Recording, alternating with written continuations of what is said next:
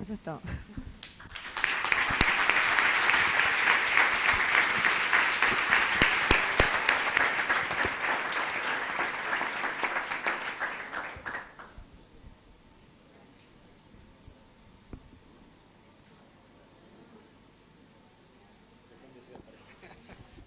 Bueno, buenas noches.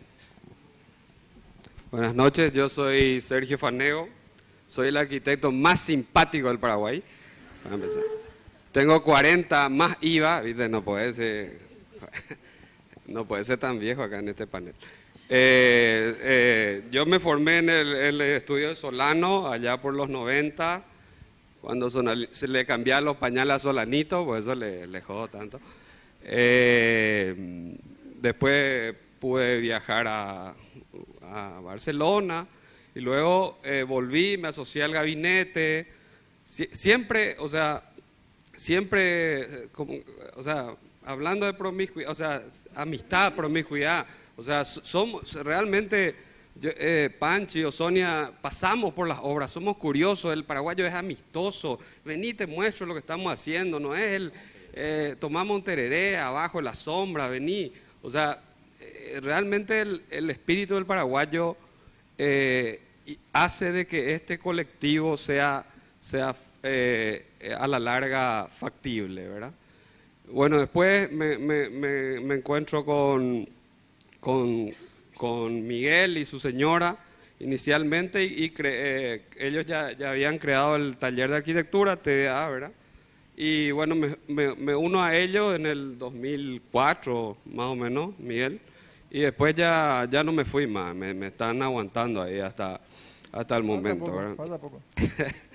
Y bueno, realmente agradecidos es la primera vez que venimos, hicimos 18 horas de ómnibus, nos revisaron hasta en la aduana, hasta el calzoncillo nos revisamos, pero venimos para que vean que le queremos a ustedes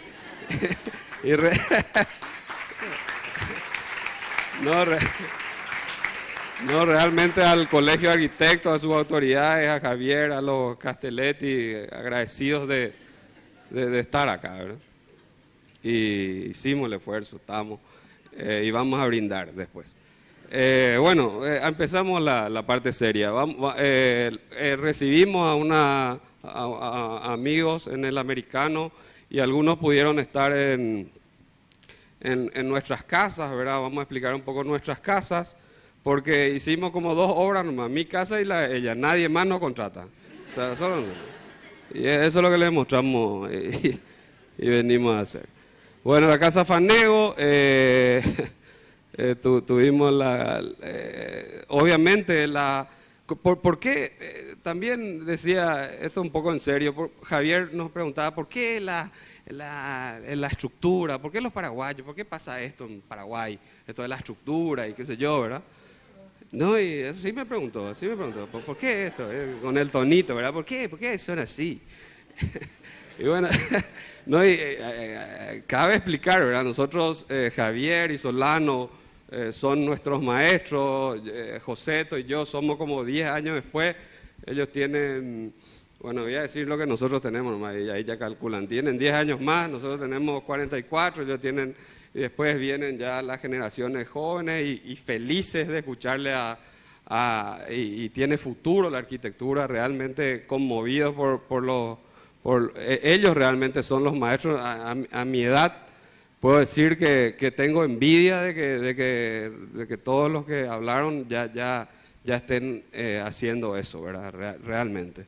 ¿Y cómo nos nace esta...? Y bueno, fue contando nuestra experiencia, como yo, hay gente que como dijeron, está más al lado de Javier y otros más al lado de hermano, pero al final somos una gran familia, porque ellos son 2 grandes maestros que tienen una gran amistad y nos enseñaron a eso, ¿verdad? A no dividirnos, sino a crear una escuela que realmente al final estamos muy felices de pertenecer a un taller en la Universidad Nacional. O sea, nos vemos los lunes y jueves regularmente.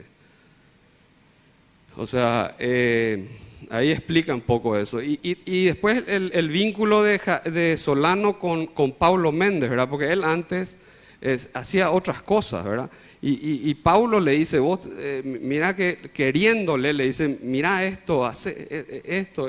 Y realmente él siguió a un maestro como Paulo, y él a partir de ahí por ósmosis, porque eso que decía Sonia es por ósmosis, porque uno está al lado, comparte, ese compartir, estar juntos realmente es un crecimiento. O sea, nosotros hacemos arquitectura hablando, generalmente en los bares, ¿verdad? Pero hablando. Bueno, acá está la casa que hicimos con Solano, o sea, el culmen del arquitecto es, no, yo voy a hacer mi casa, voy a hacer mis ideas, mis tristes ideas que tengo hace 40 años, por fin voy a plasmar y voy a ser un ídolo y voy a salir en todas las revistas y voy a ganar el premio mejor. Y realmente creo que lo logramos, ¿verdad? Bueno, la Casa Fanego responde generalmente a cómo posarse del lado de ese monstruo que está ahí al lado, el vecino, ¿verdad? No sé si acá pasa, ¿verdad? Pero el Paraguay es el país de los amigos. Este es un amigo del político y acá se podía hacer 3 pisos, el tipo se hizo 12 pisos, se cagó en todo el barrio. Se calienta 3 carajos el vecino y que se joda. Bueno, entonces pudimos adquirir el terreno porque se evaluó terriblemente. Entonces, la arquitectura, en serio, la arquitectura tiene que responder al vecino. O sea, hablando de Europa, que está en crisis. Oh, wow, está en crisis. Nosotros siempre estuvimos en crisis, nacimos en crisis. Los presupuestos son una crisis, o sea, entender que eso te ayuda a la invención, te ayuda a hablar, a usar la cabeza. En serio digo. Y bueno, acá vamos a ver qué sale. ¿Qué dice? Bueno, ahí está la casa. La casa es un terreno angosto, tiene 11 metros por 36. El que está arriba es el vecino, el que se ve allá. Y son 2 cuadrados, las plantas son muy claras, son 2 cuadrados de 11 por 11 que sencillamente se desplazan, ¿verdad?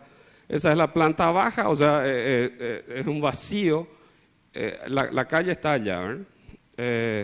Esta es la planta alta y básicamente ahí se entiende que ahí está el vecino invasivo. Entonces lo que hacemos es que esto coincida de tal manera que los balcones que están acá miren el techo y le jodemos al vecino de mierda, ¿verdad? Que miren el techo, la chapa, que le refleje y que le cague el ojo, ¿verdad? Bueno, entonces... Arquitectura paraguaya. Disculpe, bueno, ahí se ve un poco el vacío, ¿verdad? No, y ahí se pudo crear un poco de privacidad, porque si no, no veían todas las partes íntimas ahí con mi señora, ¿verdad? Era como un gran hermano ahí. Bueno, y ahí se ve un poco el vacío, que en realidad lo que hace es que la puerta de la casa esté a 20 metros de la vereda, y bueno, creando esa sombra que como dijo Javier, que le encanta el mango. O sea, la mejor arquitectura paraguaya es el mango, por el follaje, por la sombra, por la ventilación cruzada. Nosotros tenemos que hacer nada más que eso, emular en nuestras obras, ¿verdad? Y bueno, ahí está. También nos encanta eso de que no haya pilares, porque el arquitecto, nosotros siempre hablamos con Miguel, ¿qué es lo que podemos? La arquitectura puede hablar del lenguaje, de la semántica, de la semiótica, de Nambrelo, de miles de cosas. Pero nosotros lo que queremos son dominar 2 cosas, la proporción y la gravedad. Entonces, dominando esos 2 elementos, el resto puede venir o no, ¿verdad? Pero tratamos de dominar un poco o de controlar esos elementos. Porque la historia del arquitecto es la historia de la técnica, el triunfo de la técnica. Esos experimentos fantásticos que hacen todos es realmente un avance, es dignificar la inteligencia y la racionalidad del hombre que va dominando las cosas. Y por eso hacer estos espacios es para aumentar la dignidad del hombre, para ser más feliz, ¿cierto? Bueno, ahí se ve, son paneles que se mueven, que un poco irónicos, ¿verdad? También retrocediendo, no se sabe casi cómo se soporta, ¿verdad? Te da unos datos, es muy irónica la arquitectura, se esconde, hasta da miedo meterse abajo, ¿verdad? Generalmente mi señora no quiere hacer ahí los asados, hacemos en el patio nomás, al aire libre, porque de repente se raja la viga y ahí empiezan los problemas maritales que le puedo hablar también, pero más adelante. Ahí está el vacío, está el acceso, la escalera. Siempre el bloque de adelante es muy estructural, el bloque de atrás dignifica el ladrillo porque no hay, todas las paredes son portantes, el ladrillo soporta la estructura. Solamente tiene un pilar que hace que permite que obviamente las partes sociales se integren al patio delantero, al vacío, ¿verdad? Ahí se ve el espacio de la escalera, que bueno, es el conector, y ahí, bueno, en ese día, allá tuvimos un asado, y allá hay un señor que no sé si lo distinguen allá, que vino a visitarme, mi amigo personal. Allá está Paulo Méndez, vino a comer un asado conmigo. Y con eso cierro yo. Muchas gracias.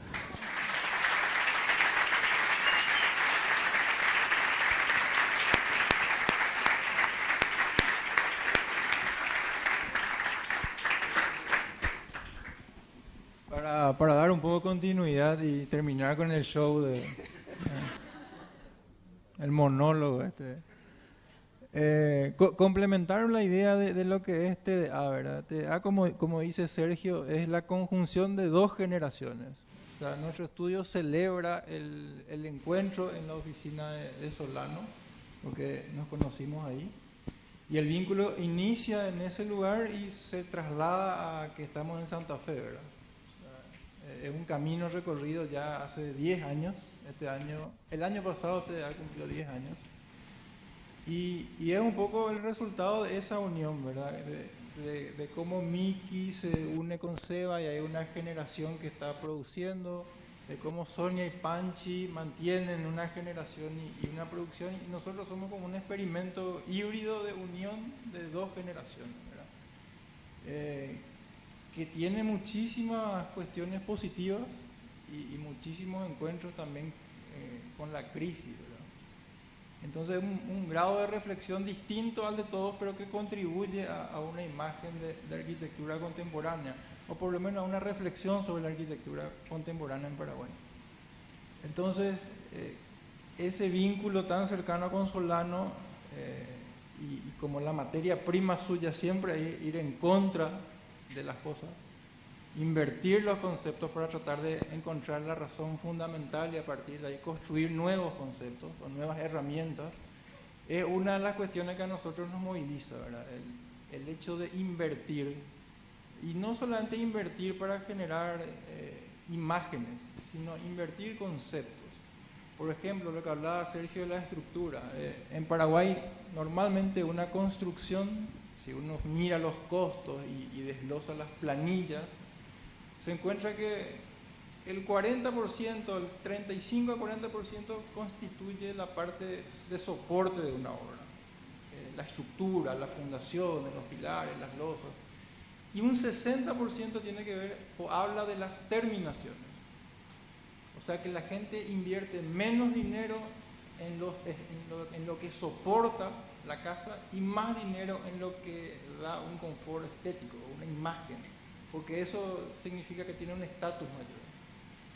Entonces, ¿cuáles son los resultados espaciales de esa práctica? Pobrísimos, porque tenemos espacios estancos, con poca ventilación, muy bien terminados, pero poco confortables, poco amables con nuestro ambiente.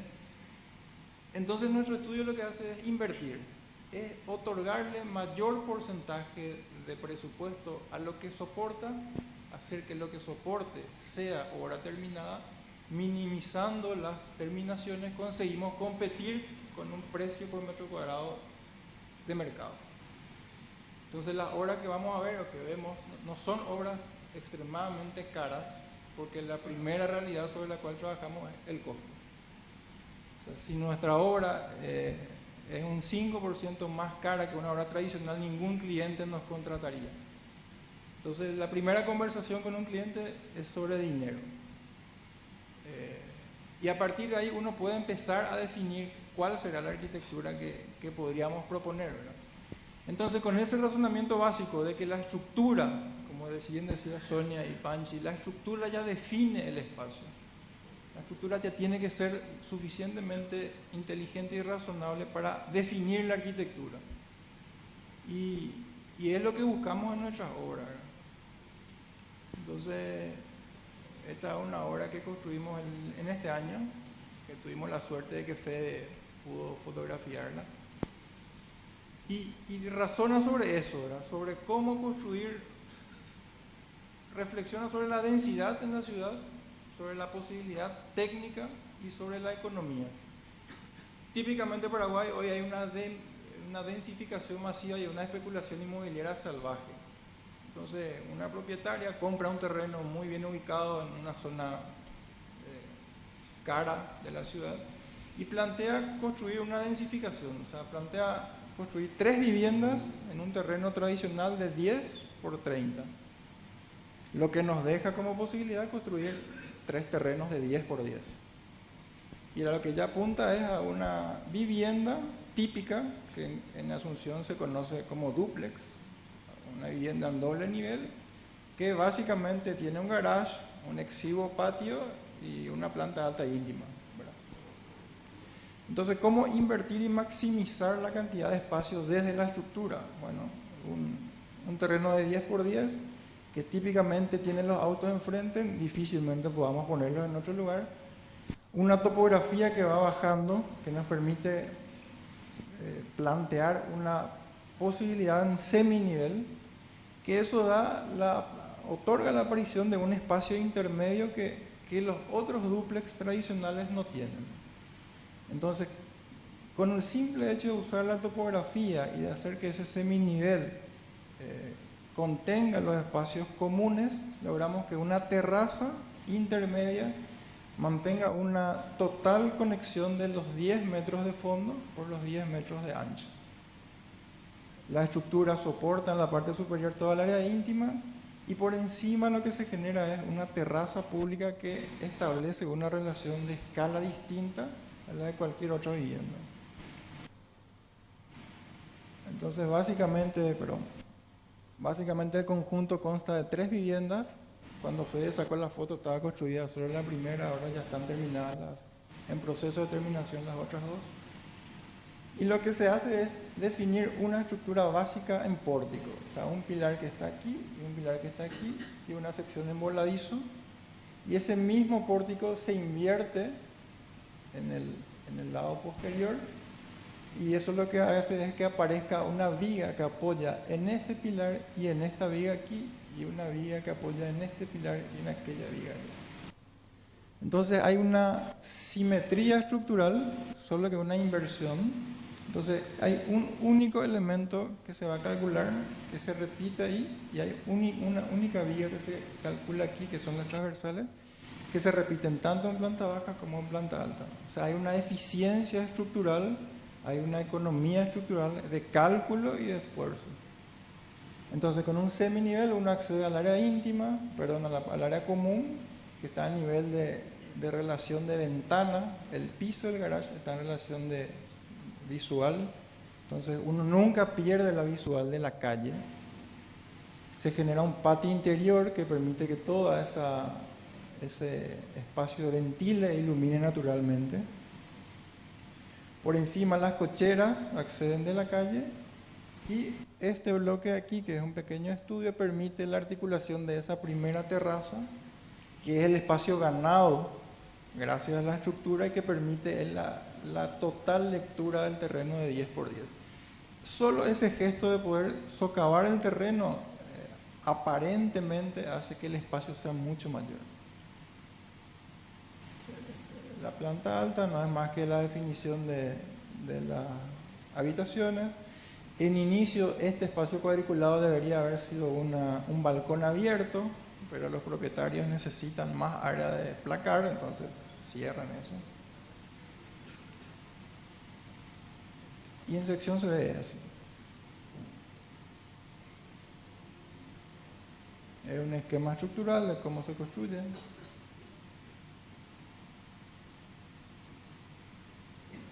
Eso.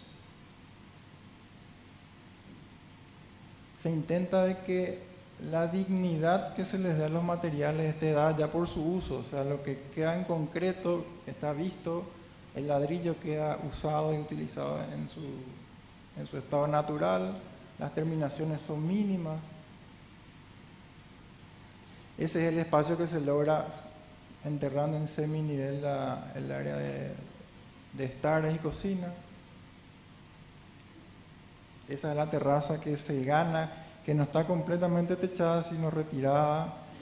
En este lugar hay una entrada de luz natural, entonces se inunda de luz el espacio abajo.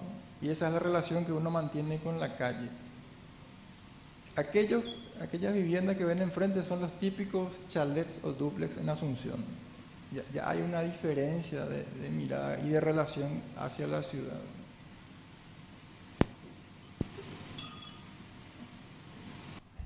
Y por último vamos a mostrar cómo nos especializamos en hacer nuestras casas.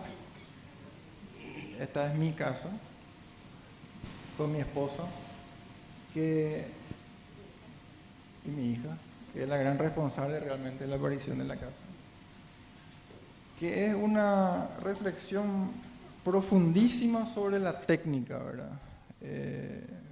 Vuelvo a repetir de que nuestra búsqueda no es estética, nuestra búsqueda es económica primeramente, técnica en segunda instancia y espacial finalmente. Si esas cuestiones cronológicas no se dan, ninguna obra puede ser posible.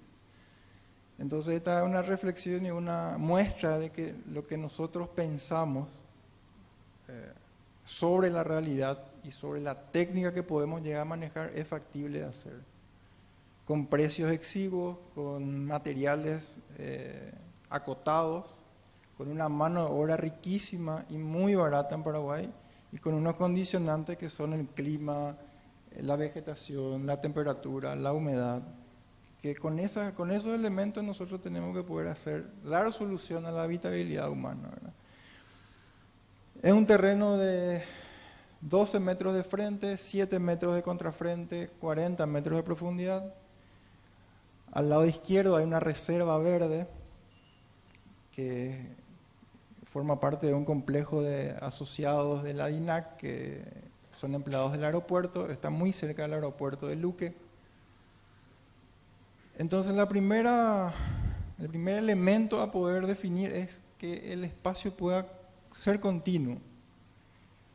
Si nosotros hacíamos una casa que tocaba suelo, íbamos a tener condicionalmente un patio frontal pequeño y un patio posterior un poco mayor, un elemento construido en el medio del terreno cortando esa continuidad, y eso era como matar el terreno, era como condicionar a vivir en un límite entre lo de adentro y lo de afuera.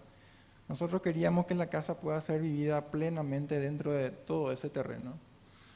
Y gracias a la ayuda del ingeniero que trabaja con nosotros muy de cerca y que es muy afín a lo que nosotros también planteamos técnicamente, pudimos construir una obra que toca solo el 0,09% del terreno. O sea, logramos una fluidez casi total del terreno. ¿Por qué? Porque todo lo que ustedes ven está suspendido y soportado solo por 4 pares de pilares que tienen cada uno 27 metros de ancho por 70 de largo. O sea, esa sección rectangular en pares repetida 4 veces es lo único que toca el suelo. Pues absolutamente está libre. Hablemos un poco de las plantas. Se ve muy poco. Eso que está negro es lo único que toca suelo. Básicamente es una estructura que trabaja como una balanza. Es un pilar excéntrico que tiene una ménsula superior. Vamos a ver en los cortes para que puedan. Es un pilar excéntrico que tiene una ménsula superior y que lo que hace es contrapesar el área habitable, que es el volumen de la derecha, con las áreas de servicio, que son los volúmenes de la izquierda. Ambos pesos están equilibrados absolutamente, o sea que nadie tiene que poder engordar en la casa si no se cae. Y es el triunfo máximo de la técnica, porque cuando Rafael Iglesias habla de poder vencer la gravedad, de poder hacer que la transmisión de los pesos no esté dada solamente por la vertical, el aporte que hace es poder abrir la puerta a permitirnos construir cosas como esta, ¿verdad? Entonces, el ser humano, como decía Sergio, tiene la posibilidad de redireccionar la transmisión de las cargas y a partir de esa decisión técnica construir ya los espacios. Esa es la búsqueda que nosotros tenemos.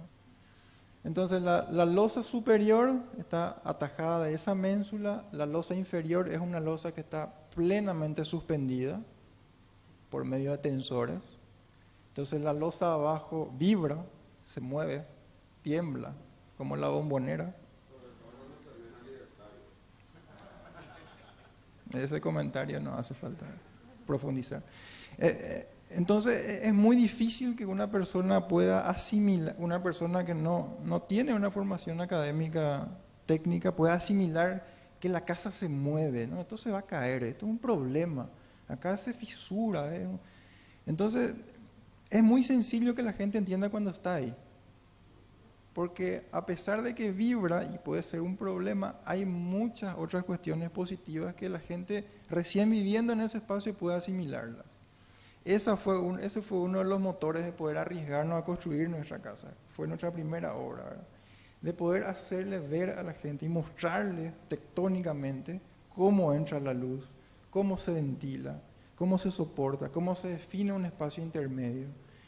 Y como la materialidad no tiene nada que ver con lo caro, o el estatus no tiene nada que ver con las terminaciones, o el precio no tiene nada que ver con el grado de confort, sino tiene que ver con la capacidad que tenemos nosotros, los técnicos, de solucionar problemas de habitabilidad. Entonces, la relación que existe con el patio es total. Nosotros creemos que el espacio paraguayo está totalmente representado en la relación entre la sombra, la ventilación, la vegetación y el uso. Hay un montón de elementos técnicos que se fueron dando. Esos cerramientos que ustedes ven ahí, que son muy difíciles de definir qué material es un material cerámico típico que se usa en techos. Una vez que la estructura estuvo completamente suelta, empezamos a recalcular los números del presupuesto y empezaba a sobrar cada vez menos plata. Entonces, ¿cómo construir, cómo solucionar un cerramiento? Lo hacemos de ladrillo. ¿Cuánto cuesta un ladrillo? Y 100 guaraníes. ¿Qué material podemos construir? ¿Con qué material podemos lograr construir mayor cantidad de metros cuadrados con menor costo? Y, no sé, pongamos ladrillo de canto y Solano ya puede hablar de una experiencia de eso. Entonces definimos que un tejuelón es una pieza de más o menos 50 centímetros de largo por 24, 25 de ancho.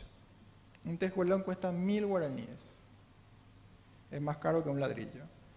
Si partimos un tejuelón a la mitad y lo usamos en el sentido longitudinal, tenemos 1 metro de largo por 12 centímetros de ancho. Ya estamos construyendo mayor cantidad en longitud, pero sigue siendo muy caro.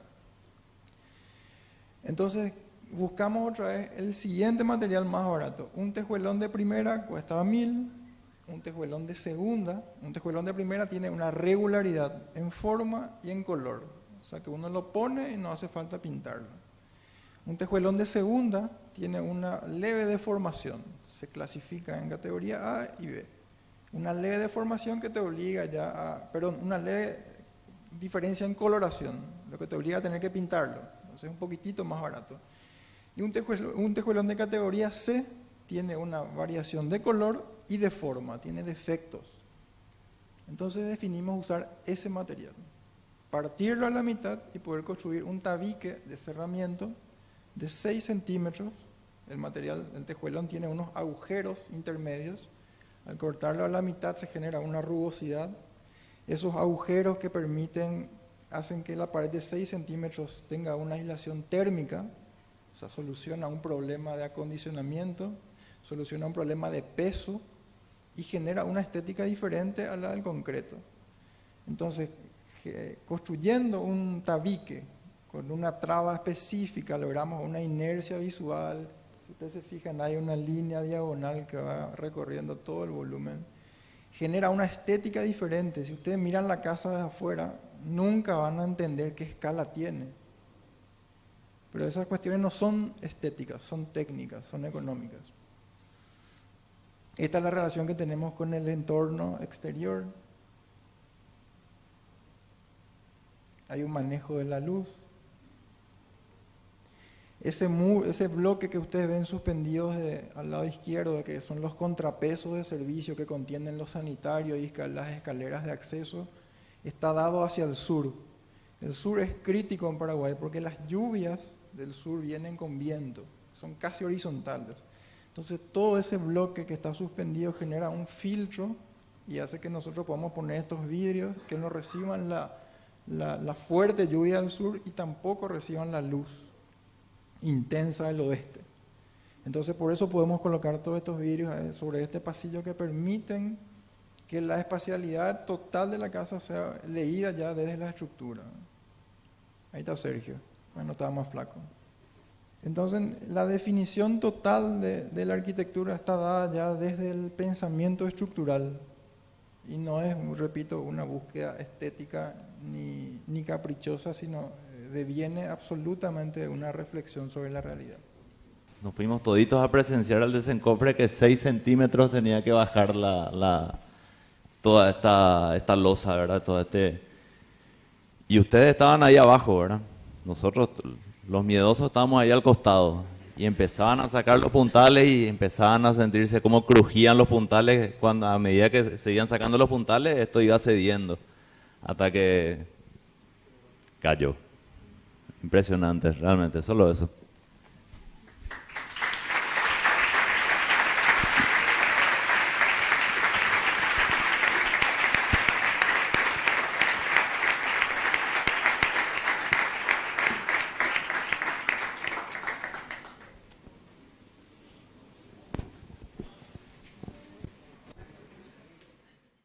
Cerrando este encuentro y desde ya, bueno, agradecerles.